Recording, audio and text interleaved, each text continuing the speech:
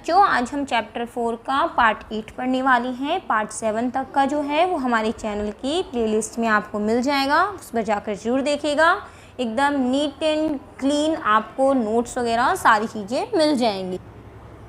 तो बच्चों, हम अपने पास टॉपिक्स करने वाले हैं। पार्ट 7 तक का टॉपिक आपको पक्के से आ जाएगा, ठीक है। आप करके देखिएगा उसको। तो हम बच्चों स्टार्ट करते हैं आगे का टॉपिक पार्ट 8। न्यूमेरिकल तक करा दिए बच्चों, शेयर करना मत भूलिएगा। आपको डेफिनेटली अच्छा लगेगा यहाँ से पढ़ना, कि कोई दिक्कत नहीं आ रही है नोट्स वगैरह की भी। चलो स्टार्ट करें बच्चों। टॉपिक है नाभिकीय विखंडन। मैं आपको बता दूं बच्चों, ये फर्स्ट ऑर्डर है रिएक्शन, इसका अपने पास एग्जाम्पल है नाभिकीय विखंडन। मैंने आपको बताया भी था कि प्रथम कोटि की अभिक्रिया किस पर डिपेंड करेगा, वेग। चलो ये आपका मिल जाता है आपका कौन सा क्वेश्चन कंपटीशन का भी, कि नाभिकों की संख्या पर, कि विखंडित होने वाली नाभिकों की संख्या कितनी है। इसके लिए अगर अपन रिएक्शन में समाकलित वेग समीकरण इंटीग्रेटेड इक्वेशन लिखें तो क्या बनेगी, इतना तो हम लिखते ही थे। लॉग ऊपर लिखते थे r0/r, यहाँ लिखेंगे n0/nt। यहाँ पर n0 क्या है यहाँ से वो देख लेते हैं बच्चों। यहाँ से n0 बराबर है यहाँ पे t बराबर 0 समय पर नाभिकों की संख्या।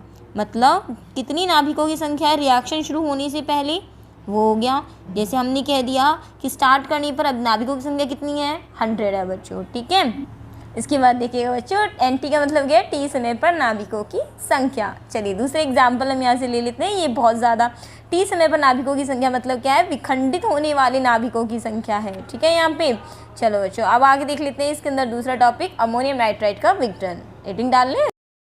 तो देखिए बच्चों, अमोनियम नाइट्राइड का जो विघटन है इसकी बात हम करते हैं। तो इक्वेशन क्या होगी अपनी, NH4NO2, है ना। इसका अपन इसको अगर गर्म कर देते हैं तो क्या मिली, N2 + 2H2O। First order reaction, इतना तो हमें पता ही है बच्चों यहाँ से। अब हम बात करते हैं कि इस अभिक्रिया में क्या मिलती है बच्चों, नाइट्रोजन गैस प्राप्त होती है। तो इसके बाद की जो हम चीज़ लिखने वाले हैं वो नाइट्रोजन गैस से ही लिखने वाले हैं, इसीलिए इसकी बात कर रहे हैं। इस अभिक्रिया में N2 गैस प्राप्त होती है, ठीक है। अब हम क्या मान रहे हैं, माना T समय पर, कितना कह रहे हैं हम, T समय पर। कहने का मतलब है कि पूरी जो काइनेटिक्स होगी वो किस पर डिपेंड करेगी, नाइट्रोजन गैस पर डिपेंड करेगी। तो T समय पर N2 का आयतन कह रहा है, जैसा अभी थोड़ी देर पहले अपन ने नाभिकों के विखंडन की बात की थी, आयतन कितना है अपना, NT। तो अनंत समय पर, आयतन कितना होगा, सॉरी VT कहेंगे, NT नहीं VT कहेंगे। अनंत समय पर आयतन कितना होगा बच्चों, वो लिखेंगे हम V∞, ठीक है। अब हम कह रहे हैं कि जो V∞ है, मतलब N2 समय का जो आयतन है वो किस पर डिपेंड करेगा, ये होगा सीधा सीधा क्रिया कारक की प्रारंभिक सांद्रता के समानुपाती होगा बच्चों, इस चीज़ को हम कहेंगे। और जो हमने कहा कि बची हुई N2 कितनी होगी, तो V∞ में से हम जो T समय पर निकली है उस पर, क्योंकि इन्फिनिटी समय पर तो हमें पता ही नहीं है कि आयतन कितना होगा अपने पास, तो जो बची हुई होगी वो होगी शेष सांद्रता, उसको लिख देंगे हम R।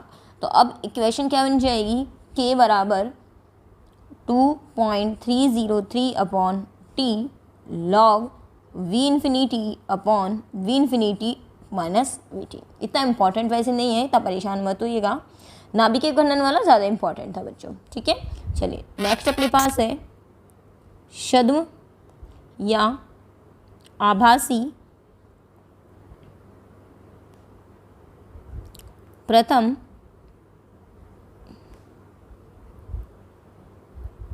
कोटि की अभिक्रिया, ठीक है। इसको बोलते हैं स्यूडो यूनिमोलिक्यूलर। आभासी को इंग्लिश में कहते हैं बच्चों, एक सेकेंड, स्यूडो यूनिमोलिक्यूलर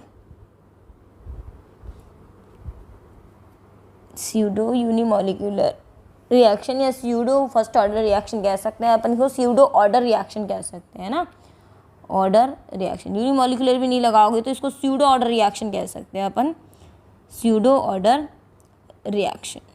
चूँकि इसके अंदर फर्स्ट अभी प्रथम कोटि यहाँ लग गया है, एग्जाम्पल में छद्म कोटि लग गया है, तो यहाँ पर हम कहेंगे जहाँ अभिकारकों की संख्या कितनी होगी बच्चों, 2 होगी, कि वे अभिक्रिया जिनमें ये बहुत इम्पॉर्टेंट है बच्चों, इम्पॉर्टेंट लगा लीजिएगा इसमें। वे अभिक्रिया जिनमें अभिकारकों की संख्या, बच्चों एक बार डिस्क्रिप्शन बॉक्स जरूर खोल के देखिएगा और चैनल को सब्सक्राइब नहीं किया है तो कर लीजिएगा ताकि आपको आगे आने वाली वीडियोस की नोटिफिकेशन मिलते रहें, है ना। 2 होती है किंतु अभिक्रिया का वेग,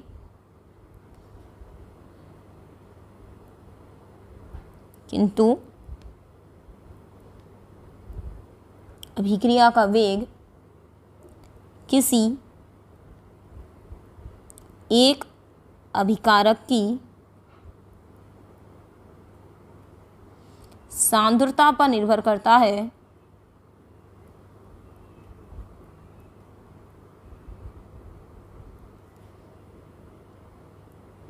सांद्रता पर निर्भर करता है तो उसे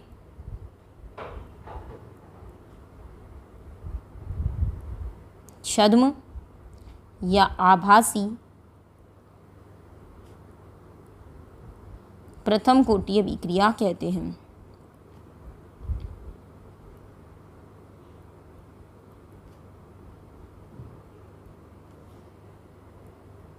ठीक है, चलिए इसे छद्म एकाणुक अभिक्रिया भी कहते हैं बच्चों, चाहे तो इसको भी लिख सकते हैं।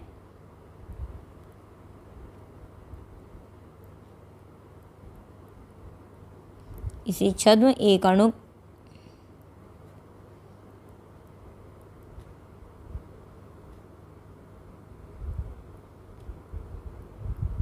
अभिक्रिया भी कहते हैं। अब एग्जाम्पल के तौर पे बात करते हैं बच्चों, जो सबसे ज़्यादा इम्पॉर्टेंट है उनकी बात कर लेते हैं। देखिए तो अपना एग्जाम्पल क्या है बच्चों, यहाँ से एग्जाम्पल है अपना एस्टर का जल अपघटन, हाइड्रोलाइसिस ऑफ द एस्टर। देखिए बच्चों इसके अंदर क्या आएगा अपना एथिल एसीटेट, तो हमने यहाँ लिख दिया CH3 COO C2H5। तो ये तो हो गया अपना पार्ट एसीटेट का और ये हो गया बच्चों एथिल का। तो इसका नाम क्या हो गया बच्चों, एथिल एसीटेट। किसकी उपस्थिति में होगा जल अपघटन, मतलब पानी से तोड़ना है, किसकी उपस्थिति में होगा H+ की में। तो हम आपको बता दें बच्चों ये कुछ ऐसे होता है, यहाँ से आप इसको तोड़ेंगे तो H यहाँ आएगा और OH यहाँ आएगा। ये याद रखिएगा बच्चों, यहीं की तरफ से H आएगा, ऐसा मत करिएगा। देखिए एक पोजीशन ये है, एक पोजीशन हम मान लीजिए ऐसा नहीं तोड़ के, यहाँ से नहीं तोड़ के हम इसको यहाँ से तोड़ दें H और OH, प्रोडक्ट तब भी वही सेम बनेंगे। लेकिन सही कौन सा है, जो इससे पहले लिखा था, मतलब पोजीशन यहाँ से नहीं टूट के यहाँ से टूटेगा, क्योंकि हमेशा जो H होता है वो अल्कोहल वाली साइड जाएगा और OH जो होगा वो इस साइड जाएगा जब अल्कोहल और एसिड की रिएक्शन होती है। ये बात आप ध्यान रखिएगा बच्चों। तो ये जो रिएक्शन है पूरा की पूरा जो वेग होता है वो किस पे डिपेंड करता है, एथिल एसीटेट पे डिपेंड करता है, क्योंकि जो पानी होता है ये लिया जाता है बच्चों एक्सेस में। एक्सेस मतलब आधिक्य में लिया जाता है, अधिक मात्रा में लिया जाता है। जब पानी इस अभिक्रिया में, इसको लिख भी लेते हैं, इस अभिक्रिया में, इस अभिक्रिया में जल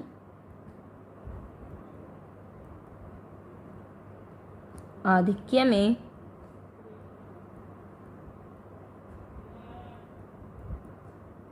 लिया जाता है, अतः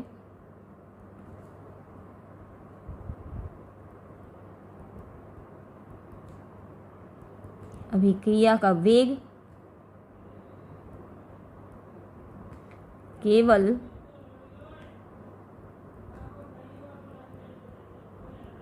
एस्टर की सांद्रता पर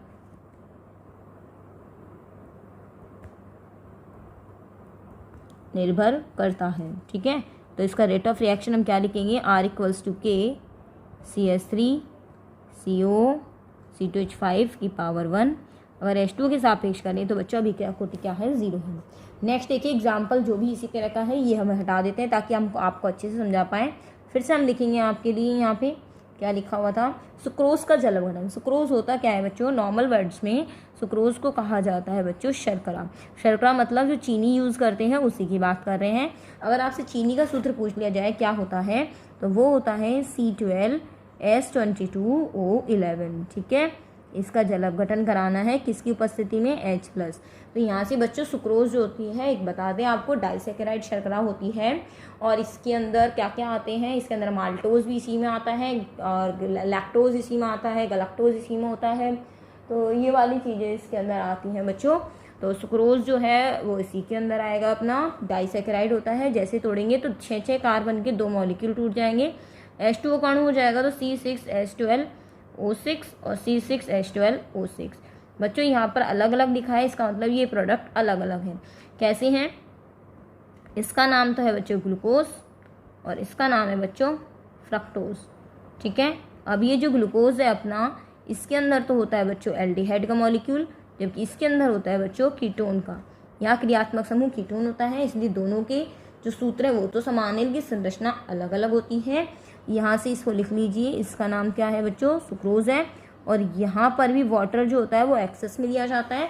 तो सारा की सारा जो वेग है वो किस पे निर्भर कर रहा है बच्चों, वो सारा की सारा यहाँ निर्भर कर रहा है सुक्रोज पे। ठीक है, इसका एक नाम और है बच्चों, वो भी लिख लीजिए, इसको हम इक्षु शर्करा का प्रतिपन भी कहते हैं। इक्षु शर्करा का प्रतिपन, ये वर्ड क्यों लिया बच्चों, जब हम 14वां चैप्टर मतलब बायोमॉलिक्यूल पढ़ेंगे उसके अंदर ये वर्ड आ जाएगा। इक्षु शर्करा एक्चुअली बच्चों इक्षु गन्ने को कहा जाता है। प्रतिपन क्यों कह रहे हैं, इन्वर्जन हो रहा है, इन्वर्जन जो हो रहा है वो किसका हो रहा है, कैसे हो रहा है, ये सारी चीज़ें हम 14th चैप्टर में डिस्कस करेंगे, वहाँ आपको समझ आ जाएंगी बच्चों। ठीक है, चलो अब यहाँ से इसके अंदर लिख लेते हैं बच्चों थोड़ी सी चीज़ें, वो आप ध्यान देख लीजिए। इस अभिक्रिया में जल आधिक्य में लिया जाता है, इस अभिक्रिया में जल आधिक्य में लिया जाता है, अतः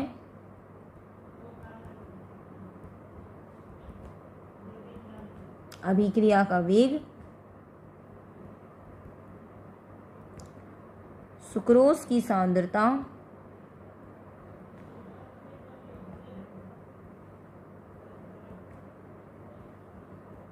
पर निर्भर करता है। और बच्चों बस लास्ट में ये तो है ही अपना ये अभिक्रिया इक्षु शर्करा का प्रतिपन भी कहलाती है। बच्चों ये टॉपिक भी आपका यहीं क्लोज हो जाता है अपने पास।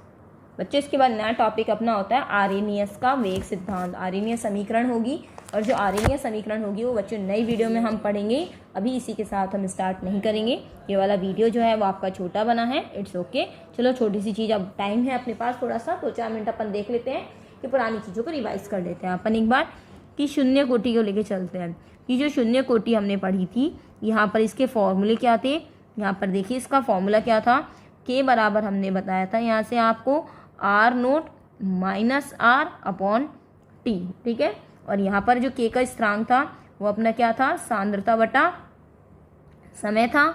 इसका मतलब इसका मात्रा क्या था बच्चों, mole litre inverse second inverse. ठीक है, और क्या थी अपने पास, के बराबर R0/2 या फिर टी हाफ की हम बात कर दें, अर्धायुकाल R0/2 के, ये इसका था। आर जहाँ पर क्या होती है, बची हुई सांद्रता होती है। शून्य कोटि की बात करते हैं अपन यहाँ से। शून्य कोटि का अगर हम यहाँ से ग्राफ खींचे इस वाली इक्वेशन के लिए तो वो सीधा आता है, यहाँ पे y बराबर mx के जैसा आता है। ढाल इस समीकरण का क्या होता है, k होता है। और आप इसका अर्धायुकाल का भी खींचेंगे तो भी ग्राफ कैसा आएगा बच्चों, इसी तरह का आएगा। लेकिन अगर हम बात करते हैं प्रथम कोटि की, तो प्रथम कोटि के लिए सारी चीज़ें आपको समीकरण तो याद हो ही गई होगी, जो होती है अपनी k बराबर 2.303/T log R0/R, यही थी। अगर अपन इसके टी हाफ की बात करें बच्चों तो वो था 0.693/K, जो कि अर्धायुकाल जो होता है वो सांद्रता पर निर्भर नहीं करता है। अर्धायुकाल का अगर ग्राफ बना दें बच्चों तो ये वाला प्राप्त होता है, टी हाफ चेंज नहीं होता, सांद्रता चाहे कितनी ही बढ़ जाए। अगर इसके वेग स्थिरांक की बात करें बच्चों तो सेकंड इनवर्स होता है। अगर मैं सेकंड ऑर्डर की बात कर लूँ बच्चों तो सेकंड ऑर्डर का जो वेग स्थिरांक होता है वो ये आप देख रहे हैं यहाँ से, इसका जस्ट उल्टा होता है।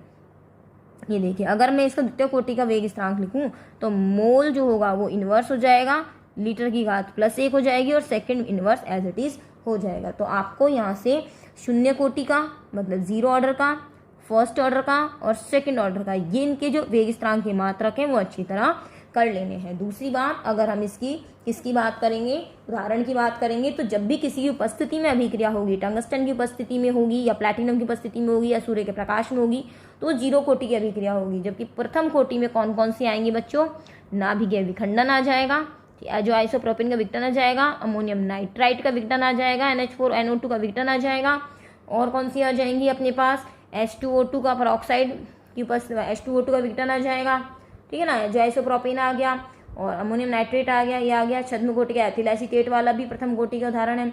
सेकंड कोटि में ध्यान रखना, अगर केवल कुछ भी नहीं हो, अगर सूर्य का प्रकाश नहीं हो तो द्वितीय कोटि की अभिक्रिया है, और अगर यहाँ पर सूर्य का प्रकाश आ जाए तो ये 0 कोटि की अभिक्रिया हो जाती है, और साबुनीकरण की अभिक्रिया भी द्वितीय कोटि की है। तो ये छोटा सा रिवीजन हमने साथ साथ लगा लिया ताकि आपको पिछली वाली चीज़ें भी याद हो जाएं। कोशिश करेंगे अब आगे से आपको इसी तरह से पढ़ाएं। एक बार मेरे दिमाग में आया कि हाँ भी पिछले वाला भी तो एक बार रिवाइज कर लिया जाए ताकि हमें पढ़ने में बच्चों आसानी हो जाए, जैसे हम क्लास में पढ़ते हैं बच्चों। चलिए बच्चों, मिलते हैं नेक्स्ट वीडियो में। Thank you students. आगे से आगे शेयर कीजिएगा, व्हाट्सएप, इंस्टाग्राम, जहाँ आप शेयर कर सकते हैं प्लीज़ शेयर कीजिएगा। Thank you students, bye bye. एक चीज़ और बताना भूल गई बच्चों, डिस्क्रिप्शन बॉक्स जरूर खोल के देखिएगा, वहाँ आपको नोट्स संबंधी जानकारी मिल जाएगी। जो भी स्टूडेंट्स PDF के लिए नोट्स वगैरह देखना चाहते हैं, एक बार उसकी पूरी जानकारी जो है वो डिस्क्रिप्शन बॉक्स में दी हुई है बच्चों, एक बार वहाँ देख लीजिएगा, उसके बाद आप हमें मैसेज करिएगा। Thank you students, bye bye.